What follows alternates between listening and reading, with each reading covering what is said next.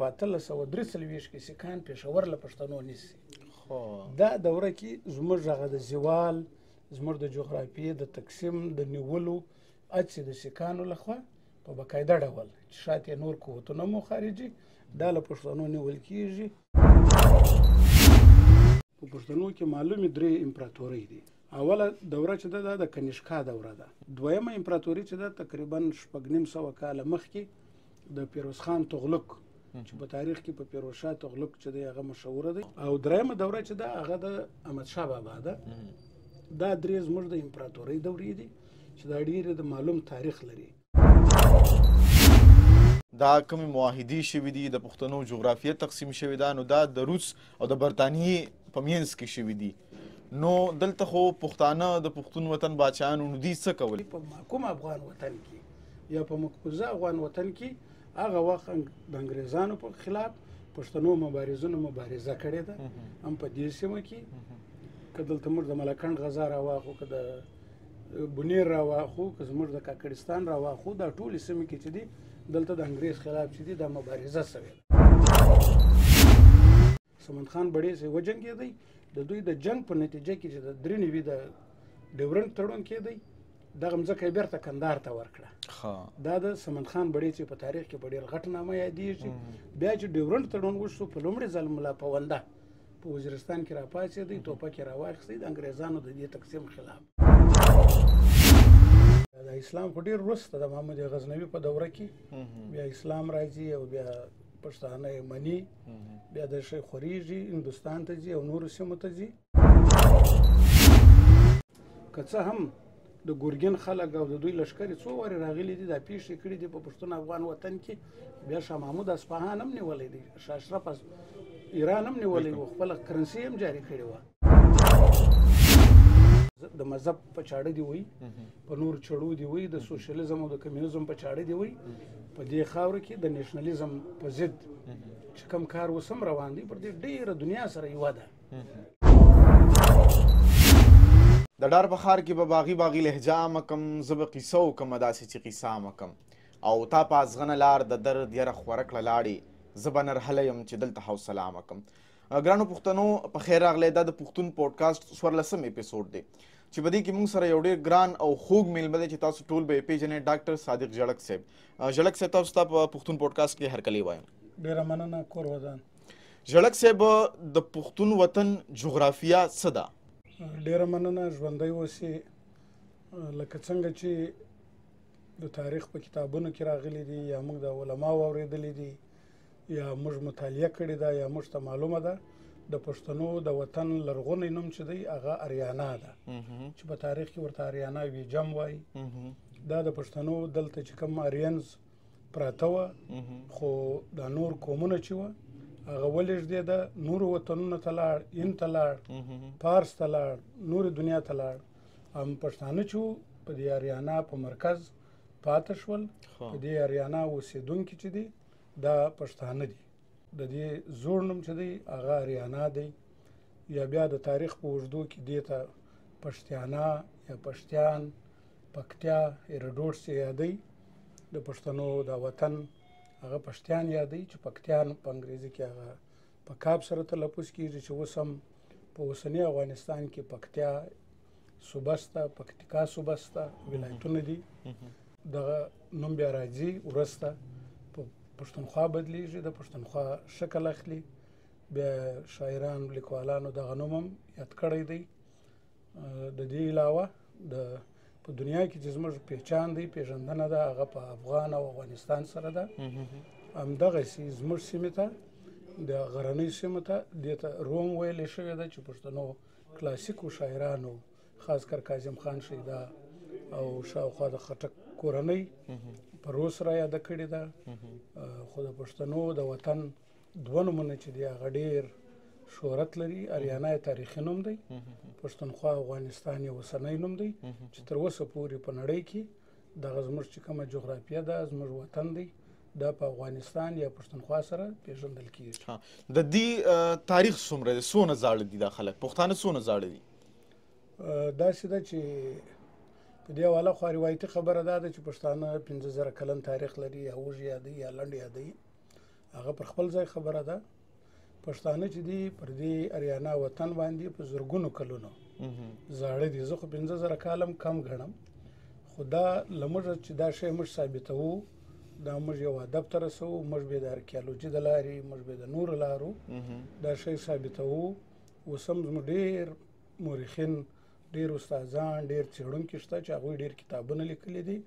خو اصل مسله دا ده چې موږ پر کومه خطه پراته یو، دلته له موږ سره وخت په وخت موږ سره مشکل دا دی چې د اریانا اصلي مالکان چې دي هغه پښتانه دي. خو دا بیا بیله خبره ده چې د پارس خلکو غالبا په 1935 کې دوی د خپل هېواد ملک نوم بدل که، ایران یې که، هماغه آریان نوتی نوم دی، دا د پښتنو نوم دی. اوس که موږ یو شی په ګوګل کې سرچ کوو یا دنیا ګورو، هغه زموږ تاریخ ایران ته تړي، ځکه چې دغه ایران د آریان نوتی نوم دی او دوی ځان له غوره کړی دی چې دا که هر وخت پښتانه واک ته ورسېږي او په دې خطه کې د حیثیت خاوندان شي، دغه نوم چې دی دا د پښتنو نوم دی، د آریانا چې د ایران دوی جنا اخیستی دی. نو داسې ډېرې حوالې شته چې د هغه دا ثابتېږي، د هغه دا جوتېږي چې پښتانه په زرګونو کلونو دلته پراته دي، دلته میشت دي او دلته ډېر مذهبونه چې دي هغه پیدا شوي دي، وده یې کړې ده او بیا پای ته رسېدلي دي. بیا د اسلام خو ډېر وروسته د محمد غزنوي په دوره کې بیا اسلام راځي او بیا پښتانه یې مني، بیا د شی خورېږي، هندوستان ته ځي او نورو سیمو ته ځي. خو د پښتنو د تاریخي اسنادو له مخې پښتانه ډېر لرغونی قوم دی چې په دې خطه کې ژوند کوي. ژړک صاحب، د پښتنو جغرافیه اوسني وخت کې موږ څنګه معلومولی شو چې د کم علاقې نه والا یا د کم ځای نه والا کم ځای پورې د پښتنو جغرافیه په کوم وخت کې؟ ډېره مننه. اصله خبره دا ده چې کله د پښتنو وروستي امپراتور احمدشاه بابا په 1940 کې بری وموند، خپلې ټولې سیمې دی چې له هندوستان را واپس شو، د ډیلي تخت یې راومه چې رایات کم زما د ښکلي پښتونخوا د غرو سرونه، نو ده چې په دې جیلم باندې پړاو واچو او دلته یې پښتنو ته وینا وکړه او دا یې ویلې چې له دې ځایه د آمو تر غاړو پورې چې دی دا پښتونخوا وطن دی او په همدې جغرافیه باندې د احمدشاه بابا واکمني وه، دلته دولت و. په هغه وخت کې د احمدشاه بابا په وخت کې د پښتنو د اوړي پلازمینه چې وه کندهار و کابل و او د ژمي پلازمینه چې وه هغه پېښور و. لکه دا ډېره غټه خبره وه د جغرافیې په لحاظ. پېښور د ژمي پلازمینه وه او کندهار و کابل چې و دا د اوړي پلازمینه وه، خصوصا دا بیا کابل چې و هغه یخ و، هغه د اوړي پلازمینه و، پېښور ګرم و، هغه د ژمي پلازمینه وه. دا د پښتنو معلومې جغرافیې چې 1940 احمدشاه بابا بری مومي دغه جغرافیه کاږي. تر هغه مخکې د پښتنو سیمه د خارجي یرغلګرو له لاندې په بېلابېلو نومونو چې وه هغه قبضه شوې وه. خو بیا له بده مرغه د پښتنو دغه خاوره چې ده دا بیا د احمدشاه بابا ډېر راوروسته د محمد زوی په دوره کې، یعنی په 1802 کې د محمد زوی په دوره کې د پښتون افغان وطن کې ګډوډي رامنځته کېږي. د پښتنو جغرافیې ته د خلکو سترګې خړې دي، هغوی په دې لټه کې دي، په دې هڅه کې دي، په دې کوشش کې سوي دي چې د پښتنو د جغرافیه چې ډېره له پاره واله زرخیزه جغرافیه وه د دې د نیولو هڅې کېږي. بیا دغه جغرافیه چې اوس دې ته به وروسته راځو چې اوس موږ په کوم حالت کې یو، نو د بېلابېلو دورو کې دغه زموږ مځکې چې دي د پښتونخوا وطن یا د افغان وطن جغرافیه چې ده دا ورو ورو رالنډه شوې ده. یعنی په 1802 کې خراسان یو ولایت و، دا قاجاریان د پارس خلک اوسني ایران خلک په 1802 کې له موږ نیسي او بیا په 1814 کې دا اټک کلا سیکان نیسي، رنجیت سنګ کوي. 1814 کې همداسې ملتان چې د پښتنو یو لرغونی مرکز دی په 1818 کې دا بیا سیکان له موږ نیسي. 1819 کې کشمیر چې دی دا له موږ څخه دوی نیسي. همداسې بیا په 1821 کې له موږ څخه ډېر غازي خان نیسي او په 1843 کې سیکان پېښور له پښتنو نیسي. دا دوره کې زموږ هغه د زوال، زموږ د جغرافیې د تقسیم د نیولو هڅې د سیکانو لخوا په باقاعده ډول چې شاته نور قوتونه مو خارجي دا له پښتنو نیول کېږي. دا زموږ هغه د زوال د جغرافیې د تقسیم پیل دی چې هغه شروع کېږي. بیا دا کیسه راځي په انګریزان راځي دلته د سیکهانو وروسته هغه دلته زورور کېږي. بیا په لومړي سر کې په 1854 تر 1880 پورې د بلوچستان سیمه چې دا د افغانستان برخه وه، دا له موږ انګریزان نیسي. همدغه ډول سند ولایت دا د افغانستان یو ولایت و. په 1843 کې انګریزان له موږ څخه سند جلا کوي. دا چې اوس سندیان موږ ورته وایي سند شو. دغه نوم هم د اباسین څخه وتلی دی. دا سند پښتانه د اوبو چې اوبه بهیږي دې ته سند وایي. دا بیا په 1843 کې په انګریزان له پښتنو څخه نیسي. همدغه رنګه د پښتون افغان وطن د تقسیم چې کله انګریز دې خطې ته راځي د پښتنو د وطن تقسیم هڅې کوي، باقاعده ډول بلوچستان بیلوي یا سند بیلوي. نو په دغه یوه خبره باید چې هر څوک په پام کې ونیسي چې د پښتنو د تقسیم معاهدې چې دي هغه ښکاره په ښکاره ټولې د تاریخ برخه دي. هغه کتابونه وژباړل شوي دي چې دا د برطانیه او روسیه یعنی د برطانویانو د روسانو ترمنځ به معاهده وشوه چې دا سیمه ستا او دا زما، دا ستا دا زما، یا دا د پلانې. دا کیسه چې وه د پښتنو پر خاوره باندې دغه لوبه دوو سترو ځواکونو چې یو د روس په نوم یاد شوی دی او یو د برطانیې په نوم د پښتون افغان وطن چې څومره معاهدې شوي دي دا د دوی ترمنځ شوي دي. په دې کې د افغان پاچاهانو یا د افغان ګورنمنټ څخه تپوس نه دی کړی، پوښتنه یې نه ده کړې. په 1872 کې سیستان چې د افغان وطن یو ډېره غټه سیمه ده، دا د انګریزانو د روسیانو ترمنځ دا پارس ته ورکول کېږي، ایران ته ورکول کېږي. ځکه چې په دې خطه کې په لرغونې دوره کې پارس هم د یو حیثیت خاوند و. په وار وار راغلي دي زموږ پر وطن باندې یرغلونه کړي دي او زموږ خلک هم بیا تللي دي هلته یرغلونه کړي دي. په 1872 کې د انګریزانو د روسیانو ترمنځ معاهده کېږي. سیستان سیمه چې ده دا باقاعده پارس ته ورکوي، یعنی اوسني ایران ته ورکوي. بیا همدغسې شال پشین د زموږ سیمې چې دي کوژک او لنډي کوتل دا د ګندمک په معاهده کې په 1890 کې چې د امیر یعقوب خان د افغانستان مشر دی، دا معاهده بیا د انګریزانو د روسیانو تر مابین کېږي. د ګندمک یو ځای دی په ننګرهار کې د افغانستان کې، هلته دا معاهده کېږي. د دغه معاهدې په نتیجې کې دا سیمې بیا له افغانستانه بیلیږي. همدغسې بیا په 1884 کې بیا د روسیانو د انګریزانو ترمنځ معاهده کېږي. د امو پر هغه غاړه د دریامو پر هغه غاړه باندې مرو سیمه چې ده دا روسیانو ته ورکول کېږي. دا به د پښتنو مځکې وي، کله بیا هغو ته ورکولې، ځینې بیا دوی ته ورکولې. دا دوه ستر ځواکونو پر دې خاورې خپل هغه زور ازمایي سره کوله. همدغسې په 1885 کې پنجده سیمه هلته چې د دریامو پر غاړه کومې زموږ سیمې دي، مرو، شغنان، پنجده، دا چې زموږ سیمې دي دغه چې دي دا یې بیا روسیانو ته ورکولې. بیا به د انګریزانو د دوی باقاعده معاهده کېدله. دا ډېره یو د تاریخ کیسه ده. دا ټول کتابونه دا ټول شیان پښتو ته ژباړل شوي دي. دا کتابونه شته، خصوصا تاریکاڼي په روس کې چې وخت پاته شوی چې دا کومې معاهدې شوي دي دا ټولې ترجمه کړي دي. هغو ځا دا جوتېږي، ثابتېږي چې دغه تړونونه چې دي د برطانیې او د روسیې ترمنځ شوي دي. ډېر په بخښنې سره یو پوښتنه درنه کوم، لکه تاسو دا خبره کوئ چې دا کومې معاهدې شوي دي د پښتنو جغرافیه تقسیم شوي ده، نو دا د روس او د برطانیې په منځ کې شوي دي. نو دلته خو پښتانه د پښتون وطن باچایانو نو دوی څه کول؟ نو ډېره ښه خبره ده، ډېره ښه پوښتنه ده.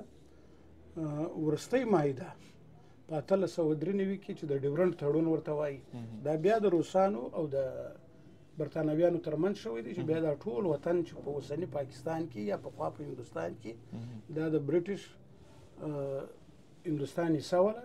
دا زموږ د بلوچستان سیمې د جنوبي پښتونخوا چې ورته وایي یا دغه سیمه د یا په کشمیر کې زموږ ځینې ضلعې دي یا ټک میاوالي چې دا ټیم په پنجاب کې دي. دغه ټولې سیمې چې وې دا بیا په 1893 کې دا بیا د ډیورنډ معاهده وه. دا دلته شوي دي. اوس خبره راځي دې ته چې پښتنو څه کول. پښتنو چې کله د ګندمک تړون وسو د تاریخ کتابونه موږ ته وایي چې سمند خان بړیڅ چې و په هغه وخت کې شوراوک چې و هغه د برټش په سیمه کې و. سمند خان بړیڅ وجنګېدی. د دوی د جنگ په نتیجه کې چې د 93 د ډیورنډ تړون کېدی دغه مځکه یې بیرته کندهار ته ورکړه. دا د سمن خان بړیڅ په تاریخ کې په ډېر غټ نامه یادېږي. بیا چې ډیورنډ تړون وشو په لومړي ځل ملا پونده په وزیرستان کې راپاڅېدی، ټوپک یې راواخیستی د انګریزانو د دې تقسیم خلاف. همداسې په ټول دې خوا کې په محکوم افغان وطن کې یا په مقبوضه افغان وطن کې هغه وخت د انګریزانو په خلاف پښتنو مبارزونو مبارزه کړې ده. هم په دې سیمه کې که دلته موږ د ملکنډ غزا راواخو، که د بونیر راواخو، که زموږ د کاکړستان راواخو، دا ټولې سیمې کې چې دي دلته د انګریز خلاف چې دي دا مبارزه سوې ده. د وزیرستان د یوې خواته او بلې خواته دا مبارزه سوې ده. په عین حال کې په دغه دوره کې باچا خان دا سوچ کوي چې یاره د دې زورور قوتونو خلاف چې موږ یو مبارزه کوو، دا د تعلیم د لارې، د شعور د لارې چې دا کوم تعلیم یافته نه کې شعور ورنه کې تر هغو پورې دا کار نشي کېدی. نو باچا خان بیا په 1810 کې یو مدرسه جوړوي. بیا دا کیسه مخته ځي، د ځینو علماو سره د ځینو عالمانو سره تعلق ساتي. 1921 کې انجمن اصلاح الافغانه د افغانانو د اصلاح ټولنه جوړوي چې بیا به باقاعده ډول په پښتنو کې د تعلیمي د درس او تدریس سلسله روانوي، آزاد سکولونه جوړوي او دغه جوړوي. بیا به هغه وخت انګریزانو تالی څټو ملایانو به ویل چې سبق د مدرسې وایي، دپاره د پیسې وایي، دا قسم پروپاګنډې به پسې کولې. بیا دغه انجمن اصلاح الافغانه پښتو ادب ته، پښتو ډرامې ته، سټیج ډرامې ته، شعر ته چې کم کار کوي. پښتون رساله بیا شروع کېږي په 28 کې. بیا خدای خدمتګار تحریک شروع کېږي یا افغان یوت لیګ جوړېږي. بیا دا کیسه چې د ډېره پراخېږي. خدای خدمتګار تحریک د عدم تشدد د لارې پښتنو ته یو شعور ورکول کېږي چې دا په دې خاوره د پښتون جدید نیشنالیزم بنسټ چې دی هغه باچا خان او د دوی ملګري شته. نو دا ډېره لویه مبارزه ده. په مقابل کې یو خواته روس، بلې خواته برطانیه او په ګاونډ کې ایران. د دوی سره مقابله دا ډېره سخته ده. دا پر علمي او شعوري بنیادونو کېږي. هسې خو د دې خلکو سره چې په پښتنو به راغلي دي، پښتنو خپله دفاع کړې ده. داسې نه ده چې دفاع نه ده کړې. یعنې د میرویس خان نیکه په دوره کې که څه هم د ګورګین خلک او د دوی لښکر څو وارې راغلي دي، دا پیښې کړي دي په پښتون افغان وطن کې. بیا شاه محمود اصفهان هم نیولی دی، شاه اشرف ایران هم نیولی و، خپله کرنسي هم جاري کړې وه. خو هغه داسې و چې دغه نور دنیا چې وه دا به ټوله سره یوه وه. دې پښتنو ته د پښتنو دې جغرافیې ته تر دې مخکې چې کوم ګوټ تیمور راغلی و یا نور مغول راغلی و، د پښتنو دا خاوره چې وه، دا مځکه چې وه، دا هغه دغه نه راواخې د سکندر مقدوني نه چې بیا دلته د دیر په کټکله کې دی زخمي شوی دی، د هغه د پښه ناسور کېږي، بیا دی د هغه زخم څخه دی مري. د پښتنو پر خاوره چې کوم یرغلګر د سکندر مقدوني نه راواخلي، بیا تر پارسه پورې، بیا تر سیکانو پورې او بیا تر اوسني انګریزانو او روسانو پورې، دا ټول د پښتون افغان وطن پر خاوره چې دي دا سره یو سوي دي او دا ویلي دي. تر اوسه پورې دا سلسله روانه ده. تر اوسه پورې د ازادۍ د مبارزې جنګ او د پښتنو د ویښتابه جنګ. دشمن چونکې ډېر چالاکه دی، ډېر زورور دی، د مختلفو لارو ته وایي، د مذهب په چاړه دی وایي، په نور چړو دی وایي، د سوشلیزم او د کمیونیزم په چاړه دی وایي. په دې خاوره کې د نیشنالیزم په ضد چې کوم کار اوس هم روان دی، پر دې ډېره دنیا سره یوه ده له بده مرغه که نه. خو بیا هم پښتانه، زه خپله ډاډه یم، پښتانه ویښ خلک چې هغوی د دې خپلې جغرافیې ارزښت ورته معلوم دی، د خپل وطن ارزښت ورته معلوم دی، د خپل وسایلو ارزښت ورته معلوم دی.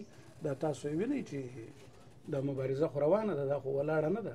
اوسه پورې هم په دې خاوره کې خصوصا چې موږ په کوم هېواد کې ژوند کوو، دلته قومي سوال چې دی دا جرم دی. بالکل داسې ژړک صاحب پښتانه تاریخ په کومو کومو نومونو یاد کړي دي؟ چې پښتنو دا خاوره چې ده د اریانا، پښتیان یا پښتیانا، پښتونخوا، افغانستان په نومونه یاد شوی دی. همداسې له شمرغه د پښتنو چې خپل کم اصل نسل دی، د دوی لکه څنګه چې ژبه یې پښتو ده، وطن یې پښتونخوا دی، د دوی خپل نوم چې دی، کورنۍ نوم چې دی، دا یې پښتون دی.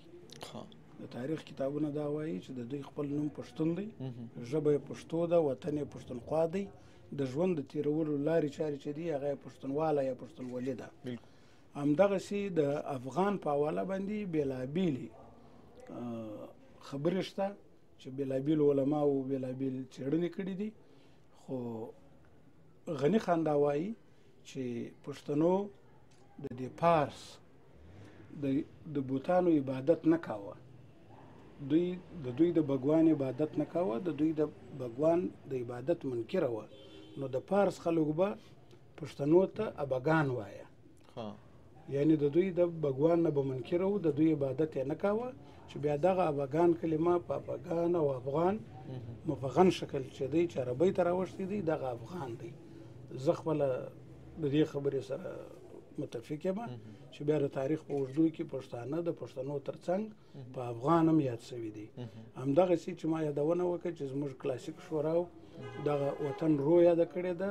په هندوستان کې اوس هم رویلکند یو ځای دی. د رو اوسېدونکو ته د هندوستان خلک رویلیان وایي، چې دا رویله دي که نه، د رو اوسېدونکي دي. دا یې خپل نومونه دي، دا درې: پښتون، افغان، رویله. او د هندوستان ځینې خلک دوی ته پټان هم وایي. دا بیا بېلابېلې خبرې دي، دا بیا جلا علم دی. داسې د هندوستان نوم دی لکه بھارت، انډیا، دوه نومونې دي که نه. داسې انګلینډ او برطانیه، برټش که نه. او داسې د پښتنو وطن او د پښتنو دا نومونه چې دي، پښتون، افغان، رویله او پټان په نومونو باندې یاد شوي دي. چې پښتون او افغان چې دی هغه ډېر مروج نومونه دي، د پښتنو خپل نومونه دي چې تر اوسه پورې پښتانه په دې نومونو باندې دا یو دی. څوک پښتون سو هغه افغان دی، او چې څوک افغان سو هغه پښتون دی. بل ژړک صاحب، تاسو د پښتنو د جغرافیې حوالې سره خبره وکړه چې ډېره ستره او ډېره لوی جغرافیه دوی لرله. دې نه علاوه دوی چې کوم دي نو خپل حکومتونه او خپل ریاستونه جوړ کړي دي. نو ولې د تاریخ په کتابونو کې د دغه خلکو ذکر نشته، دغه جغرافیې ذکر نشته؟ یوه خبره ډېره څرګنده ده، د پښتنو په تاریخ کې د خپل ریاست، د خپل وطن علاوه پښتنو درې امپراتورۍ چې هغه وخت دود وي، یو بل وطنونه به نیول کېدل. په پښتنو کې معلومې درې امپراتورۍ دي. اول دا بیانوم، بیا د هغه وجوهاتو ته ځم. اوله دوره چې ده دا د کنیشکا دوره ده، چې دا ډېره غټه امپراتوري وه چې په دې کې ټول اریانا، ویجا، هندوستان او خراسان او د اوسنی ایران نورې ډېرې سیمې، دا وستي ریاستونه، دا د کنیشکا په دوره کې دا زموږ یو امپراتوري وه. دا د پښتنو لومړۍ امپراتوري ده. دویمه امپراتوري چې ده تقریبا 6,500 کاله مخکې د پیروز خان تغلق، چې په تاریخ کې په پیروز شاه تغلق چې دی هغه مشهوره دی، چې هغه وخت پلازمینه چې وه هرات وه. او د ده امپراتوري داسې وه چې د نیشاپور او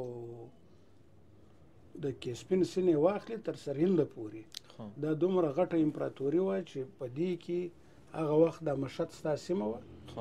مخکې موږ یادونه ونه کړه، مشهد تاریخي طور د افغانستان سیمه ده.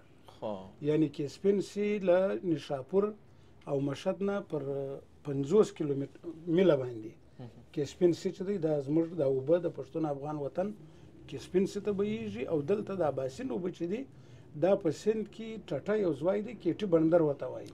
د دې اباسین اوبه چې دی په دې سمندر چې دلته شوه کېږي، دا په کیټي بندر باندې شوه کېږي. یعنی هغه وخت پښتنو دوه ځایه سمندر ته لار لرله، یو په سند کې پر کیټي بندر لرله او یو کیسپین سی ته پښتنو دا لاره لرله. کیسپین سی ته پښتنو په تاریخ کې یا په د فوک تاریخ کې دې ته سپینه کاسه ویل شوې ده.